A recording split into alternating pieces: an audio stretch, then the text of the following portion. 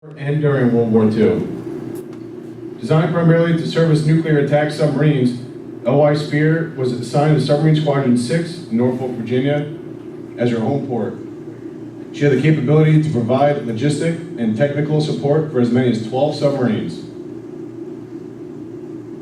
Lawrence York Spear was born in Warren, Ohio in 1870. He graduated second in his class from the Naval Academy in 1890 and served as an ensign in Pensacola, Baltimore, and Charleston.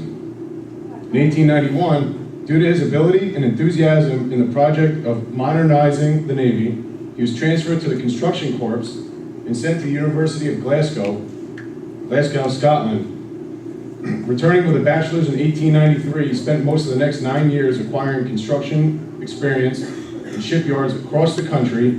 While superintendent of construction at Crescent Shipyard, Elizabeth, New Jersey, he helped build 5 Holland-class submarines, first of the U.S. Undersea Fleet. In 1902, he resigned his commission as lieutenant to join the Electric Boat Company, successor to the Holland Torpedo Boat Company, founded by inventor John P. Holland.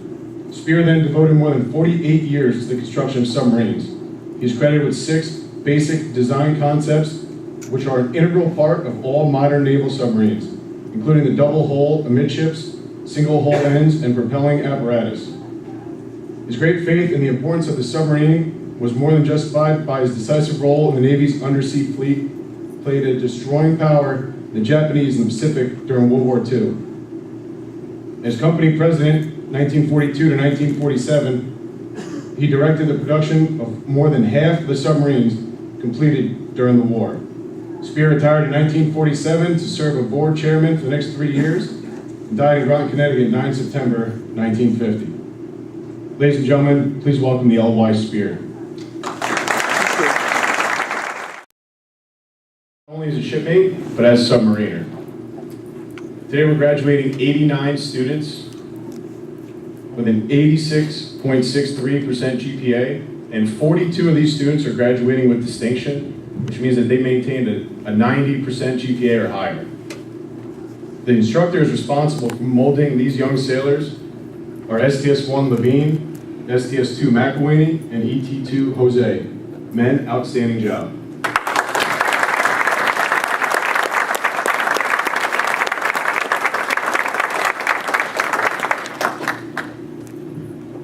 Master Chief Gallimore, a member of the Submarine Veterans Association, will be performing the shipmates' remembrance ceremony. Master Chief Jack Gallimore entered the Navy in September of 1956, qualified in submarines aboard the USS Sablefish, SS-303, in August of 1958, and served on her until August of 1963. He was later assigned as an instructor at the Advanced Engineer Training Department at Naval Submarine School in New London until 1968. After his tour at submarine school, he reported aboard the USS Hardhead, SS-365, and served as the chief of the boat until the boat was transferred to the Greek Navy in 1972. He later served as the electrical officer and senior enlisted advisor on the USS Harry E. Yarnell, DLG-17. In August of 1974, he reported Naval Submarine Support Facility, where he served as the electrical officer until his retirement. Master Chief Gallimore retired in August of 1976. He's a United States Submarine Veterans Incorporated life member, the Groton-based president of the USS Hardhead Alumni Association. Please welcome Master Chief Jack Gallimore.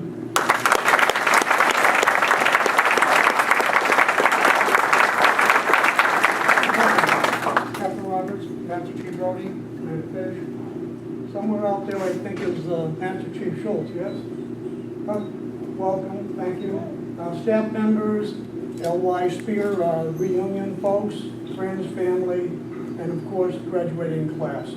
It's an honor to be here today and to be part of your graduation. Again, I want to thank Captain Roberts and Master Chief Schultz for letting us participate in this graduation.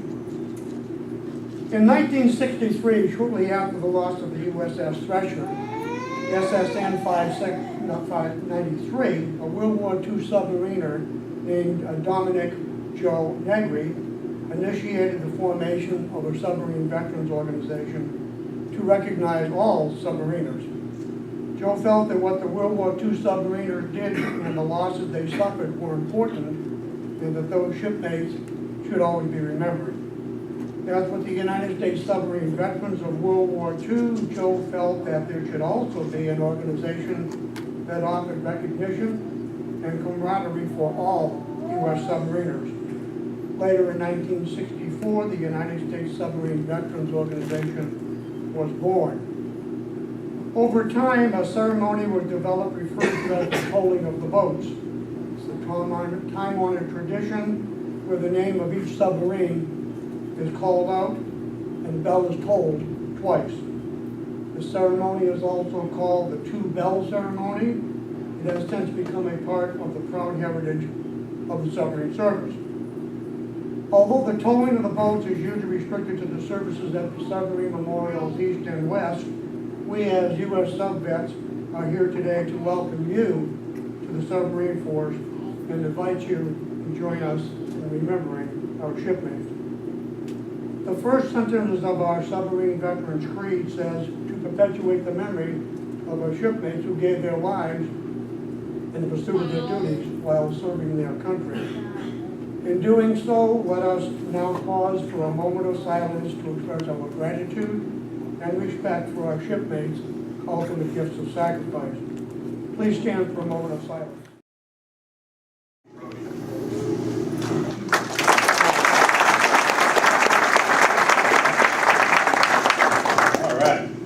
Okay, now, first of all, Captain, thanks for being here today.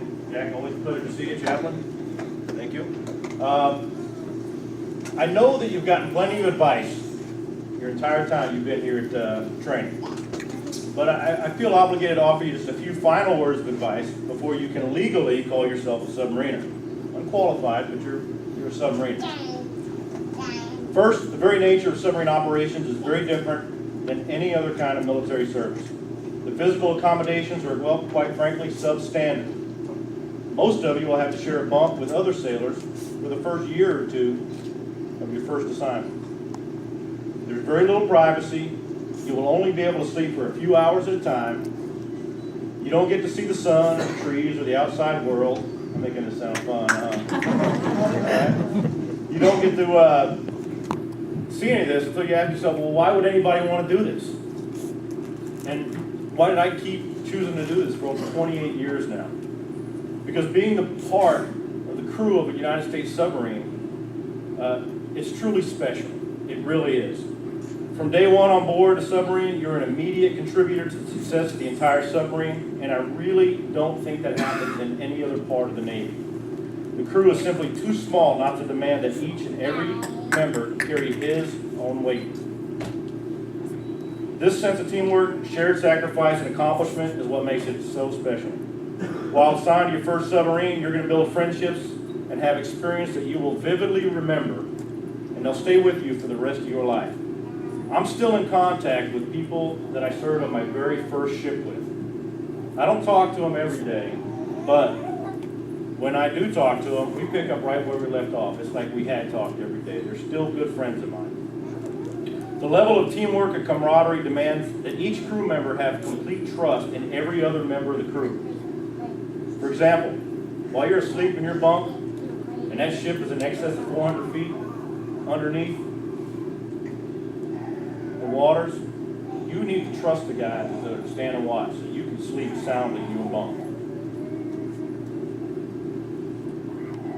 If you're standing watch as the fathometer operator or the helmsman, everybody's counting on you to do the right thing. Now, the importance of each and every individual submariner and the safety and operational success of the entire command cannot be overstated. The foundation upon which this level of trust is built is your integrity, your personal integrity, and it's the first level of bricks you should lay down when developing your character and professional reputation. Without personal integrity and the trust that it supports, nothing else will ultimately matter. So what does it actually mean to be a sailor with a personal integrity? Well, we talked about this a lot during school. It means to be honest. Always tell the truth. Don't cheat or steal. Put the best interests of your ship, its mission, and our Navy in front of everything else, even above your own personal interests. It means doing the right thing when no one's watching. Not only when you're being monitored by senior personnel or by other Navy personnel or other sailors. Always do the right thing. It means admitting that you made a mistake, and then just be committed to do better next time. My next piece of advice is do whatever it is required to get ahead and stay ahead in your qualifications. You can like it or not like it, doesn't matter. Qualifications in submarines is the yardstick that we use to measure somebody's worth. Be a hot runner in qualifications is the single most powerful thing you can do to establish yourself when you first get to the boat. It can also become a self-fulfilling prophecy. Once you're a hot runner, the rest of the crew will see you as someone they want to train, someone they want to push, and someone they want to make a full-fledged member. Be willing to work very hard your first year on board and be a hot runner with qualifications. Now, instead of going back to your barracks room and playing for 3 hours of World of Warcraft, Seaman Dean, where you at? All right, or Xbox, Seaman Long. All right. So, instead of going back there and playing 3 hours, just stay on the boat an extra hour and a half and put time in and work on your quals. Okay? It's going to pay off in the end. Get ahead of everybody. Trust me, it'll be worth it in the long run when you're recognized as a potential sailor of the quarter. You're getting advanced faster than your peers because of your efforts, everything that you put into it. Submarining is hard work, and there's truly a great sense of satisfaction in doing a job well when it's hard to do. Additionally, take advantage of every opportunity to experience the adventure of being a submariner. While you're on liberty in foreign ports, get off the ship, experience the local culture of your host country. Volunteer for unique opportunities when you have been on your boat for a little while. For example, volunteer to give the tour of your ship to a local Boy Scout troop that's visiting on your duty day. Or when you're qualified and you see that young submariner that's going through submarine school comes down to your boat, treat him exactly how you would have wanted to be treated. Show him everything. Tell him how great it is. Okay? You're going to sell him on it. You're that guy that's going to make the difference. There are many opportunities and to do more than simply stand watch in your rate that you can take advantage of once you complete your initial qualifications. And these opportunities will provide you with the lifetime of memories and experiences that I mentioned earlier in my remarks, and like I talked about before this whole thing started. If you stay in the Navy like I chose to, and you get out after 28 or 30 years, you're going to look back and say, boy, did that pass quickly. I look back after 28 years, and it was kind of like on a roller coaster ride at Disneyland or something, all right? I'm waiting in line to get on that ride, and you're waiting and you're waiting and you're waiting. You finally get on a ride, and 2 minutes later, it's over. That's the way it feels. That's true. So I want you to keep in mind that a submarine is merely an inanimate piece of machinery. It's the pride and professionalism of the crew which brings it to life and makes it a good boat. You and your shipmates, through your attitude and your actions, are the only factors in making a boat good or bad. It's up to you. Together, we make any submarine a great boat.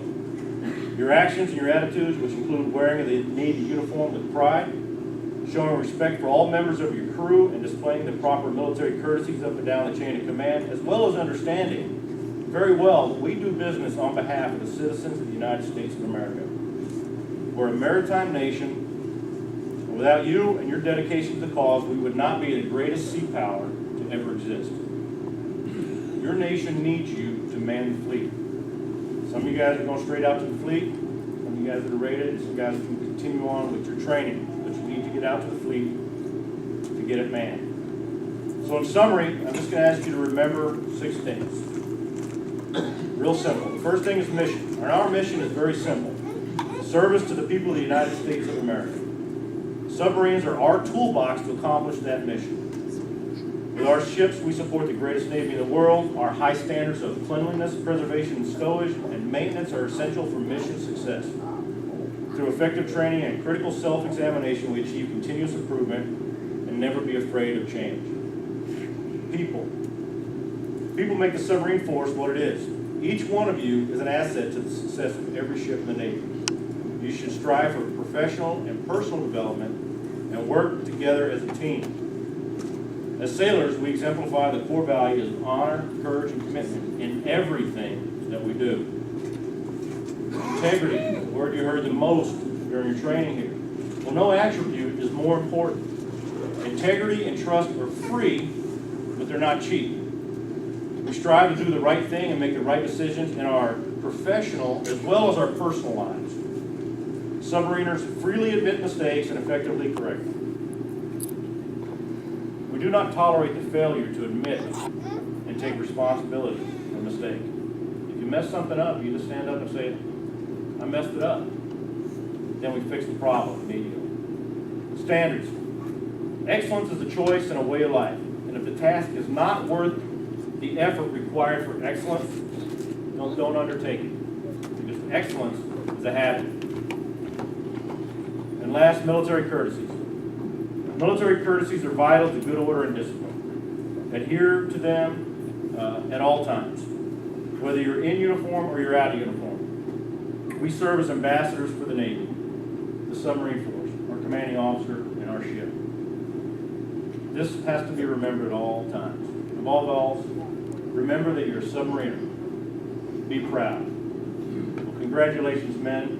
The only class to win the Battle League here at Sub School in the existence of, how long have we had this now? Almost 2 months, man. Almost 2 months, and you're the only class to get it. You guys got it. I'm very proud. So I look forward to seeing you out in the fleet. Congratulations.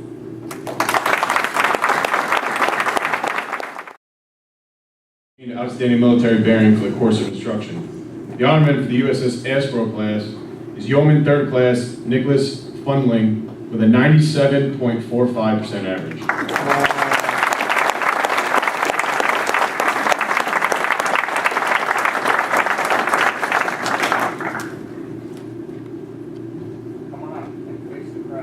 Good morning, I am Captain Roberts, Commanding Officer of Naval Submarine School. It's great to see you all here today.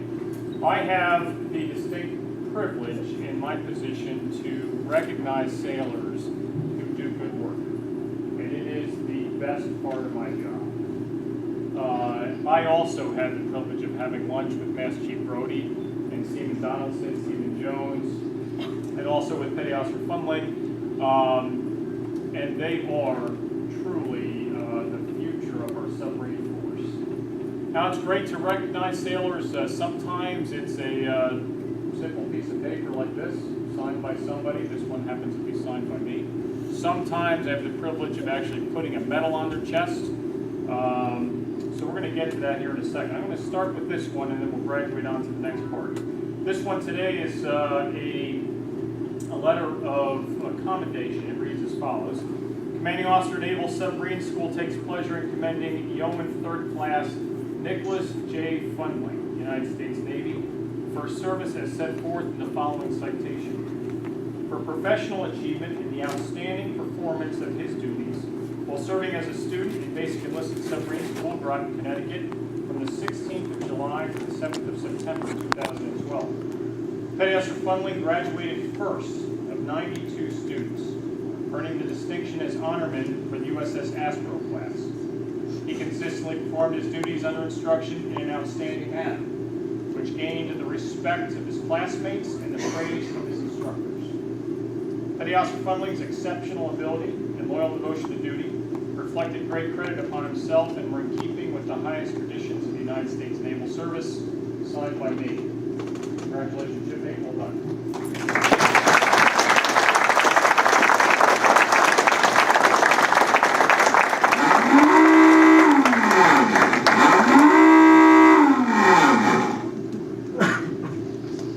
At each basic enlisted submarine school graduation, the captain has the authority to promote the graduate who has the highest academic average in pay grades E1 or E2 to the next higher pay grade. Today, this award goes to Seaman Recruit Ian Overton with a 96.65% average.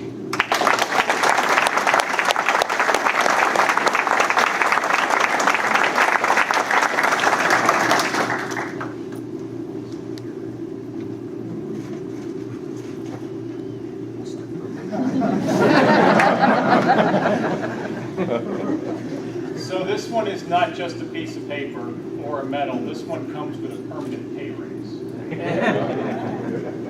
Commanding Officer, Naval Submarine School, New London recognizes Seaman Recruit Ian R. Overton for exhibiting the highest levels of academic achievement. Your desire to excel and lead others is evident in your class standing as top in Basic Enlisted Submarine School ASPRO class with a GPA of 96.65. I don't think I ever got 96. In keeping with naval tradition, you are hereby advanced to the rank of Seaman Apprentice effective immediately. Dated this 7th day of September in the year of our Lord 2012, may your zeal continue to drive your future success. Congratulations. Well done.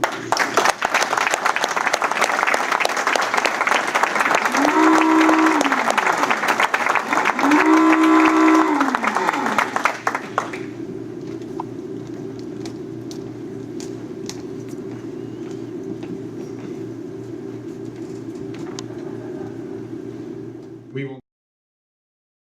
As the students come to the stage, they'll be announced by their rate, first and last name, hometown, and their next duty assignment. Seaman Jazz Donaldson, New Orleans, Louisiana, apprentice technical training.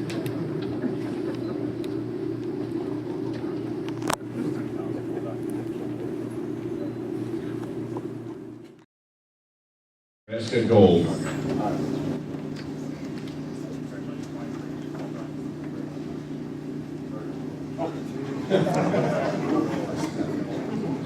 Seaman Apprentice Ian Overton, Belleville, Illinois, apprentice technical training.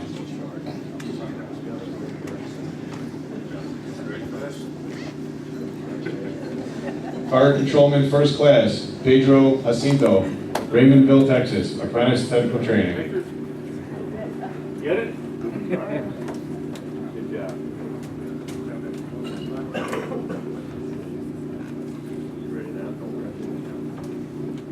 Machinist Mate First Class, Kevin Clemens, Fayetteville, North Carolina, Information Technician Submarines Apprenticeship School.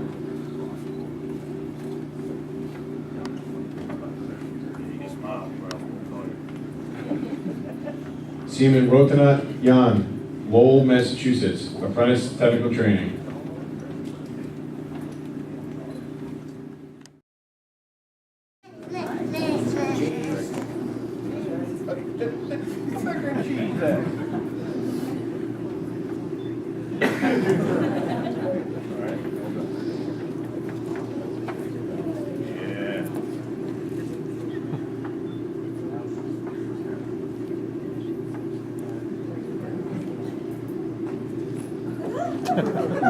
Senior Apprentice Alexander Brown, Tucson, Arizona, apprentice technical training.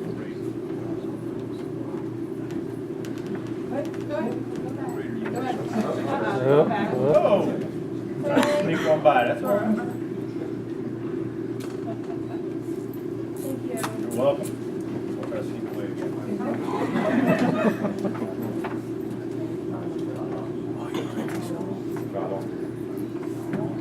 That's a great song.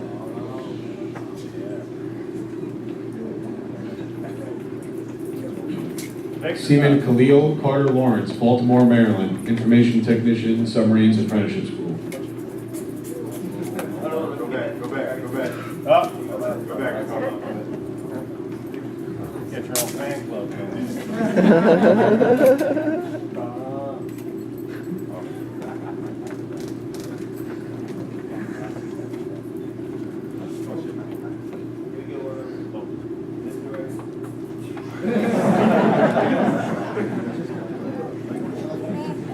Logistics Specialist, Seaman Apprentice Charles Childress, Amite, Louisiana, USS California.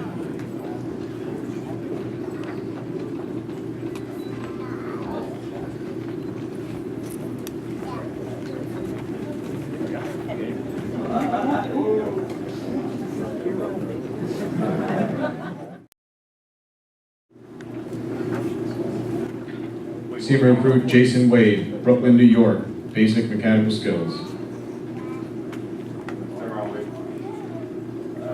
Picture. Well, you want to show that mustache off, right?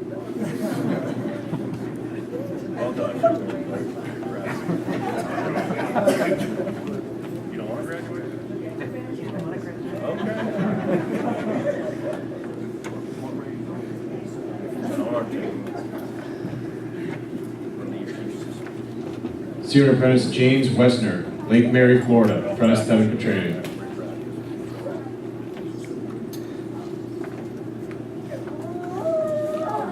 Happy to be here. Somebody's taking your picture. I can see it on your face. Seaman Recruit Bernito White, Paso Robles, California, apprentice technical training. One more picture. Last but not least. Seaman recruit Hawk Jung, Sun Prairie, Wisconsin, apprentice technical training.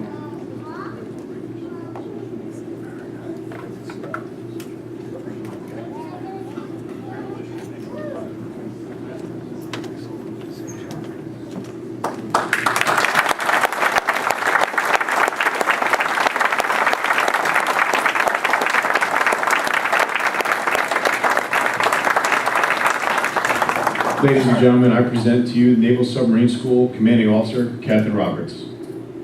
Well, good morning again, and congratulations to all the graduates. It is really a wonderful opportunity for me to be up here shaking your hands and congratulating you on your next step towards becoming a qualified submariner. As you can see, families and members of the LY Spear reunion, we work hard and play hard. We enjoy the camaraderie of our sailors and officers. It's a great part of our business. And I think I can put myself in your seat, I think, today. As a father of 3 teenagers, I can maybe recognize that as you see your son or your nephew or your husband graduate from this class and think, what has he got himself into? What is this submarine thing going to be all about? Especially as Master Chief Brody kind of laid out some of the details of life on a submarine. We know each sailor by name.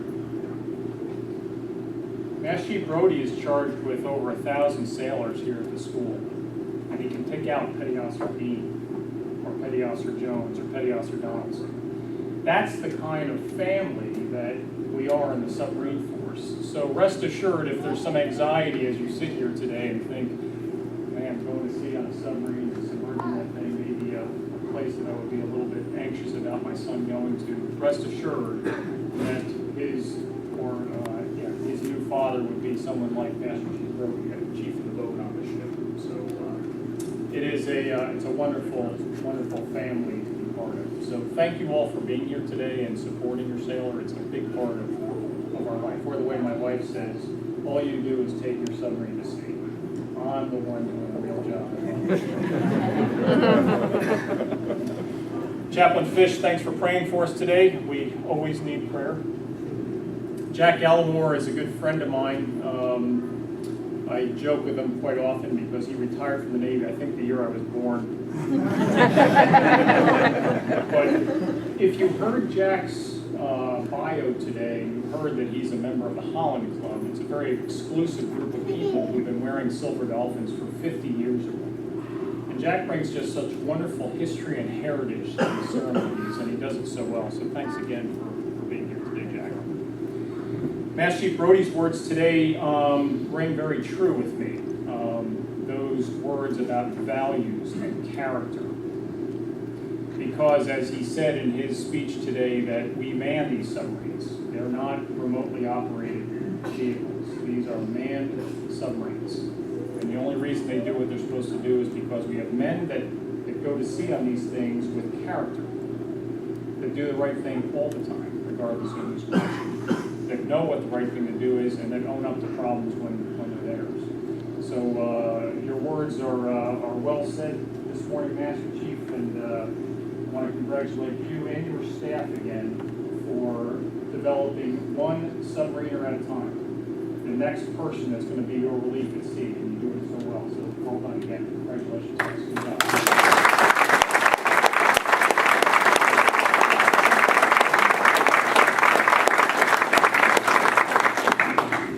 So I'm not going to give you any more advice today. I think you've probably had enough of that. But I want to just kind of characterize this submarine force that you're walking into. Earlier this year, the President made it clear that as the wars in Iraq and Afghanistan come to a close, that the center of gravity of our military is going to shift from the sand of Central Middle East, Central Command, to the blue water of the Western Pacific. And there aren't too many Marines and Army soldiers that are going to be in the blue water of the Western Pacific. You are starting this line of work at a time where the focus is going to be on the United States Navy. And in that pointy end of that spear is going to be the submarine force. Now, if you can put yourself in this situation here. December 7th, 1941, one of the worst days in American military history. The Japanese attacked Pearl Harbor and brought the United States into World War II. When you think about December 6th, 1941 in Pearl Harbor, can you imagine that day, beautiful sunny day in Pearl Harbor? Probably a lot of people like you who are out on liberty, enjoying the beaches, enjoying the sun. And then December 7th happens on Sunday morning. We weren't ready. And we weren't ready for the attack, and we really weren't ready for the response.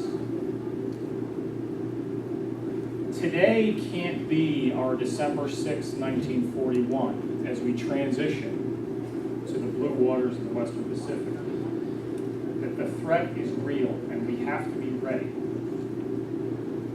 So every day you're going to be on your submarine, you're going to be readying yourself for that surprise. What is that next thing that's going to happen? That's what the submarine force is focused on today. It's an exciting, exciting time for us, and you are the right people to go man the ships. You've proven it once again. And I look forward to all the successes you're going to have at sea. Congratulations again, and good luck. Thank you.